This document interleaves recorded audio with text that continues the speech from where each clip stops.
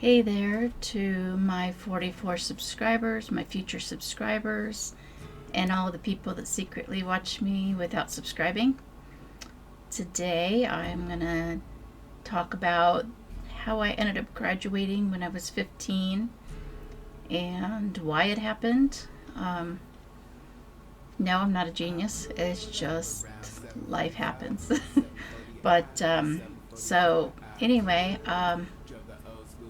I don't. I wouldn't say I was a typical kid. I loved school. I loved being in school because maybe I shouldn't say why, but I loved school. So anyway, when I was, I don't know, I think second grade. I'm not exactly sure. I know I was pretty young. They had a program called the GATE program, which was for gifted kids. My parents insisted my brother and I be in it. I think it was more that it was because they were just pushing us to do better than they did. And I mean, I remember the projects were fun, and at one point they were like teaching us German, but that didn't last very long. I lost interest. I mean, I was little. I didn't care. Kind of wish I would have followed through, but little kids, they don't care about that kind of stuff usually. But anyway, I don't even remember what happened to the program. I know that I was just in elementary school. Let's see, second grade. I finished my math book early just because it was a compulsion. It was in front of me, and I'm like, oh, if it's in front of me, I have to do it. And so I get that way. I have to do things when they're in front of me. And so I finished the book. My teacher decided to be a smartass and give me a sixth grade book, and I had a blast with it. So I was learning sixth grade math and second grade just for fun. And I don't remember what year the computers became a thing. Back then, they were run on cassettes, little cassettes. And I wrote my first computer program when, gosh, I must have been third or fourth grade. I remember I don't remember what grade I was in, but I was putting the program into the teacher's computer because he said I wasn't allowed to put it on one of the classroom computers, but he knew I could do it, so he let me put it on his, and I was almost done typing it all in when he disappeared, and we got a substitute for the rest of the year that wouldn't let me touch the computer, so that kind of sucked. But it was a Mad Libs game. I loved Mad Libs, so that's what I was doing. And because at home, let's see, I was probably 6 or 7 when we got our first computer back in the 80s. One of those computers that looks like a keyboard, but the front of it's skinny and the back of it's thick, and the computer's actually built into the keyboard and you plug it into your TV. Yeah, that was our first computer. And anyway, yeah, so I've been exposed to computers my whole life. And so elementary school, I did good, got good grades, was in classrooms that the teachers would have assignments in filing cabinets, and like I said, if something's in front of me, I have to do it. And so I went through the assignments really fast, and I had it in my mind. I had to finish them. I had to get them all done, so that's what I did. And I did good, except for PE. I just didn't care. And so PE was the only thing I got below a B on, which I got in trouble for at home, but I honestly didn't care. I just didn't feel like participating, which is really ironic because when I did participate, I was always competing to be first or second and running and stuff like that, but yet I hated PE, so I don't know. I don't know what was wrong with me as a kid. But then we moved to the city after sixth grade, and the middle school I went to, they were behind what I was used to. They didn't allow you to do your work ahead of time. I actually got in trouble for going ahead of the class in some things. Um, there were programs on the computer I knew that, you know, the classrooms didn't know yet, and it caused some conflict with teachers. I had an attitude because I was bored. Only time in my life I've ever been bored, and it wasn't so much that I was bored in general because I'd find things to do. I was just bored with the school or with the work that they were giving us because I wasn't learning anything. And so I started rebelling against the teachers. And then things really went downhill when the PE teacher told us we had to square dance, and I told her what I thought of the idea.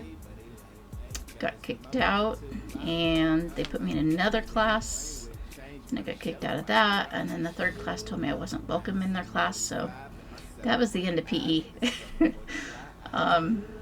And so I was in that school. 7th grade I did okay. I just struggled with it because I was bored with what they were giving me. 8th grade I went for a few months, and they sent my cousin there, and I decided, because they weren't teaching her anything either, and she needed the education more than I did, so we didn't show up for 3 months because I was taking her around town teaching her things.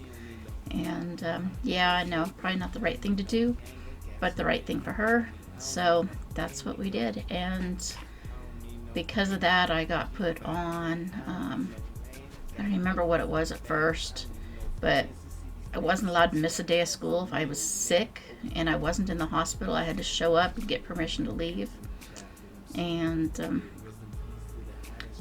then they expelled me. Well, no, first they put me on home study because I was just not cooperating with them. I had issues with the home study teacher, and so they expelled me from the district. And the next year I went to reform school, which I absolutely loved because the teacher there realized that my problem was that I was bored and needed something to entertain me. And so he asked me what I was interested in, and I told him I was fascinated by law. And this was 9th grade. Like, I didn't actually go to high school at this point. I went to reform school in 9th grade. The teacher went to the college and got me law books so I would be entertained at school. And he told me for my English and history combined, I could pick any point in history that I liked and do a report. So I did a report on Woodstock because I love music. And I was in reform school for a little while. I was doing good, off and on. Got in trouble, got knocked back to level 1 multiple times. But I was doing good, so they told me they wanted me to try high school. And so I went to the high school and got kicked out of classes, and within 2 weeks I was back at the reform school. The first week they had me on a full schedule. The second week they had me on a half day just to keep me going. And then the third week I ended up back at the reform school.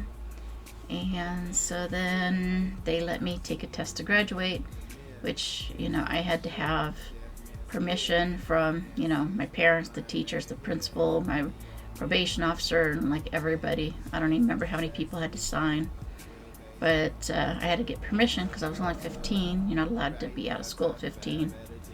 So I took the test, and I quit showing up. They told me I had to keep going. And I told them, no, I know I passed the test. It was easy. So, I never went back. And then the next school year, they told me that I had to be in school and that I wasn't allowed back at their school because I graduated. So I had to choose either college or juvenile hall. I know now that it was just their way of manipulating me. But I went to college, took law classes, early childhood education classes, and then other classes just so that I could take things with my brother and my parents. And that way we could have classes together. And yeah, so that's what happened. And I don't know, I went to college for not very long, from August to February. And then I moved on with my life. When my birthday hit, I quit. So I quit college on my 16th birthday. Well, maybe a little before that. I quit college, yeah, on my 16th birthday. So that wasn't the end of my education, of course, because I went on to get a law degree and automotive degree, and I don't know how many certificates. And I did it just to entertain myself, not really for any real purpose. I mean, the automotive thing, the law thing, I wanted to get a job until I realized how corrupt the system is. And then the automotive thing, I liked the idea of, but I had a small child at home and I didn't want to expose them to lead. So that didn't end up going anywhere. And then after that, I just did stuff just to entertain myself. So yeah, and that's what I'm doing now. I'm entertaining myself and hopefully you guys. So I'm gonna wrap this up. I got a lot of projects lined up right now. Hopefully I'll be able to get them done in time. Some of them are for this channel and some are for other things and other people. So I'm really busy and I gotta go. And please like, subscribe, comment, share. And I'll be back. I was gonna say this next weekend, but the 1st, April Fool's Day, I'm planning to put out a video of some of my bloopers. It's not all of them because there are a lot of times that I just hit delete and start it over when I was recording. So most of the bloopers are on Zodiac videos where I just recorded from beginning to end and just kept, like every time I mess up, I just start that section over again without actually stopping the video. So there's a lot from the Zodiac videos, and then there's a few other things. So anyway, it's bloopers, interruptions, confusions, my brain stopping when I should have been talking, that kind of thing. So anyway, hope you enjoyed this video. Hope you enjoyed the video on the 1st. And then there'll be a couple videos coming up Sunday and Tuesday of next week. And I'll see you then. Bye. So me take a picture. Okay. I'm the man of the year. How this dude I see is the man in the mirror. Haters talk shit in the deaf man's ear, but the deaf man sees what the blind man hear. And the money on me won't fall.